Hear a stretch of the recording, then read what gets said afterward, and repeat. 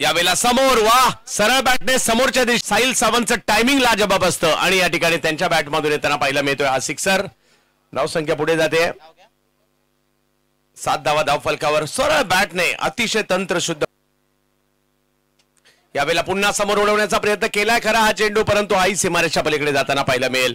अलगद सहजगत्या खेळलेला बॉलही सीमारेषा पलीकडे जातोय आणि धाव संख्या जर पाहिली तर या ठिकाणी 13 झालेली आहे. 82चा पाठलाग करायचा आहे म्हणजे अजूनही 59 धावा. 4 बॉल 59. Full toss.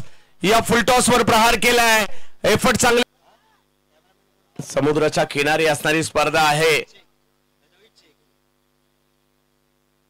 सिद्धांत असतील हर्षद आणि कौतुक करू. यावेळेला समोर उडवलाय बॉल. षटकारा पाहायला मिळेल.